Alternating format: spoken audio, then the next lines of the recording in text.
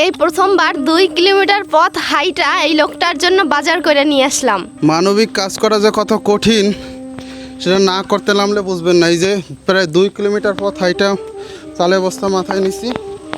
এই যে সহধর্মিনী, তার কাছে দিছি অন্যান্য আনুষঙ্গিক বাজার। চলেন ঠাকুরমার বাসায় চলে আসছি। আসেন, আসো। তো ঠাকুরমা বাইরে আসেন, এইদিকে আসেন, বাইরে আসেন।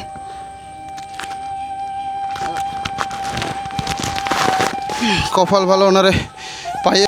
ভালো আছেন? হয় হ্যাঁ, বাজার সদাই আছে ঘরে কোনো? না হ্যাঁ, নাই। বাজার সদাই নাই। চাল আছে? হ্যাঁ চাল আছে? চাল আছে 2টা। অল্প?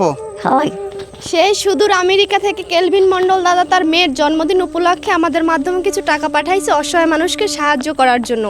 আমরা এর আগেও একটা বাজার করে দিয়েছি, আজকে আবারও বাজার করে দিলাম এক অসহায় মানুষ। ওই যে আপনার জন্য পাঠাইছে, হ্যাঁ। যে টাকা পাঠাইছে, আমরা তো বাজার করে নিয়ে আসছি। হ্যাঁ। আর যে টাকা পাঠাইছে তার বাসা হচ্ছে আমেরিকায়। আমেরিকার থেকে আপনার জন্য পাঠাইছে। হ্যাঁ। তার একটা মেয়ে আছে ছোট্ট, হ্যাঁ। নাম হয়েছে ক্রিস্টানা। তার জন্মদিন উপলক্ষে কেক না কাইটা এরকম অসহায় মানুষরে অনেকরে এরকম টাকা পয়সা দিয়ে সাহায্য করছে। কেউ রে অটো কিনা দিছে, কেউ রে বিভিন্নভাবে সে সহযোগিতা করছে। আর এই হচ্ছে চালের বস্তা। আর এইদিকে এই যে অল্প করে ওনার বাজার করে দিয়ে গেলাম। 10 কেজি আলু ওনার জন্য কিনছিলাম, সেই দোকান বন্ধ, আসার সময় নিয়ে আসতে পারি নাই। সেইটাও পৌঁছাই দেবো। এখন স্বামী আছে? না হ্যাঁ, না ছেলে মেয়ে আছে? না। দেখেন, বলতে গেলে ইহজগতে তার কেউই নাই।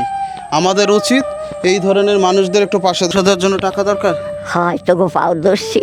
আরে এই যে নেন, টাকা পয়সা সাবধানে রাখতে হবে, হ্যাঁ? হয় ঠিক আছে। হয় আর এই যে সবার জন্য শেষে বিদায় দিয়ে দেন সবাই রে। এদিকে সবাই রে বললেন যে ভালো থাকতে বলেন। ভালো থাই জন্য সবাই ভালো থাকেন। ওনার এই ভিডিওটা একটু শেয়ার করেন। আর কিছু বলার নেই।